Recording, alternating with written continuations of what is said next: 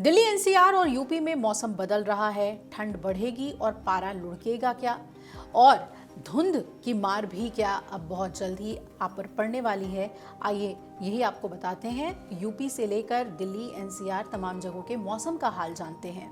राजधानी दिल्ली और एनसीआर में कहा जा रहा है कि एक पश्चिमी विक्षोभ यानी कि वेस्टर्न डिस्टर्बेंस पश्चिमी हिमालय क्षेत्र को प्रभावित कर सकता है और इसी का असर इस इलाके पे पड़ेगा। तो ऐसे में जहां पहाड़ों पे बर्फबारी होगी तो मैदानी इलाकों में ठंड बढ़ेगी और न्यूनतम तापमान में गिरावट आ जाएगी, यानी पारा लुढ़कने लगेगा। दूसरी ओर दिल्ली में लगातार बदल रहे मौसम के बीच अब सुबह और रात के समय ठंड का एहसास बढ़ने लगा है।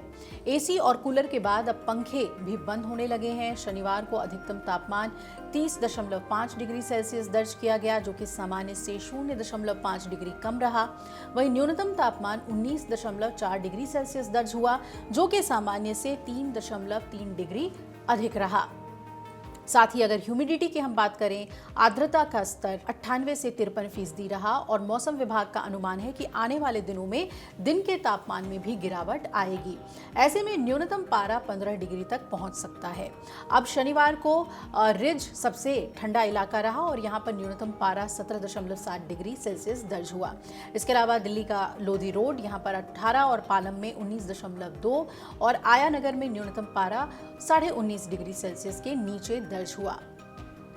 मौसम विभाग के मुताबिक आज मौसम काफी साफ रहेगा, आसमान साफ रहेगा। कई जगहों पर सुबह के समय धुंध और हल्का कोहरा भी देखने को मिलेगा। कुछ जगहों पर मध्यम कोहरा रहेगा। तो ऐसे में जो अधिकतम तापमान है वो 31 और न्यूनतम तापमान 18 डिग्री सेल्सियस के आसपास रहेगा। ऐसे में देखना यह है कि आगे दिल्ली एनसीआर पर जो प्रदूषण है उसका कितना असर पड़ेगा, क्योंकि AQI अभी भी खराब स्थिति में है। 303 के करीब दिल्ली का AQI बताया जा रहा है। मौसम विभाग ने चेतावनी दी है कि अगले 1-2 दिनों के बाद हवा की गति कम होने और प्रदूषक तत्वों के जमा होने से हवा की स्थिति और ज़्यादा खराब होगी। तो ऐसे में विशेषज्ञों का कहना है कि पराली जलाने, वाहनों के धुएं और औद्योगिक उत्सर्जन जैसे कारक फिर सक्रिय हो सकते हैं, जिससे स्वास्थ्य का खतरा भी बढ़ेगा। वहीं यूपी की अब बात कर ले तो शनिवार को यहाँ हल्की हल्की धूप निकल आई थी, जिससे आम जनता को राहत मिली, क्योंकि बीते कुछ दिनों से मोन्था का असर था और कई जगहों पर तेज हवा, बारिश का सिलसिला जारी रहा। रुक रुक कर बारिश होने से बदली छाई रहती थी और पूरा दिन धूप के दीदार नहीं होते थे और ये तूफानी चक्रवात मोन्था का असर बताया जा रहा था।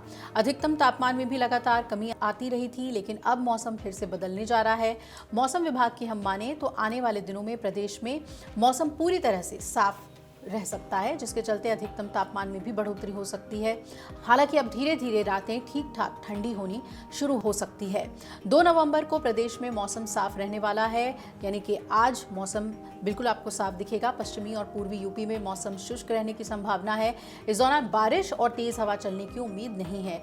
इसी तरीके से अगर हम 3 नवंबर की बात करें तो पश्चिमी और पूर्वी यूपी में मौसम शुष्क बना रह सकता है। 4 नवंबर को मौसम फिर से बदलेगा और पश्चिमी यूपी में कहीं कहीं पर बारिश होने की संभावना है। साथ ही गरज चमक के साथ बौछारें पड़ने के आसार भी जताए गए हैं। हालांकि इस दौरान पूर्वी यूपी में मौसम शुष्क ही रहेगा। 5, 6 और 7 नवंबर को प्रदेश में मौसम शुष्क रहने की संभावना है। इस तरह प्रदेश में अगले 1 हफ्ते तक मौसम पूरी तरह से साफ रहने की संभावना है और इस समय आपको ठीक ठाक दिन के समय धूप निकलेगी, लेकिन रात में जो है हल्की ठंड का एहसास होना ही है। वहीं प्रदेश में बीते कुछ दिनों से बारिश और बदली छाए रहने की वजह से तापमान में भी कमी आई थी। 1 नवंबर को जारी मौसम विभाग की रिपोर्ट के मुताबिक प्रदेश में अधिकतर जो जिले हैं उसमें अधिकतम तापमान 30 डिग्री सेल्सियस से नीचे आया है। बलिया में सबसे कम 24 डिग्री सेल्सियस अधिकतम तापमान दर्ज हुआ, जबकि मुजफ्फरनगर में सबसे कम 17.1 डिग्री सेल्सियस न्यूनतम तापमान दर्ज किया गया है।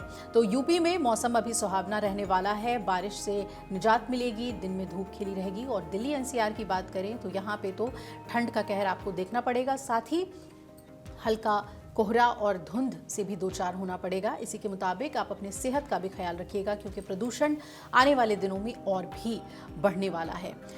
अगर आप ये वीडियो YouTube पर देख रहे हैं तो हमारे चैनल को सब्सक्राइब कर बेल आइकन दबाएं और Facebook पर देख रहे हैं तो हमारे पेज को लाइक करें।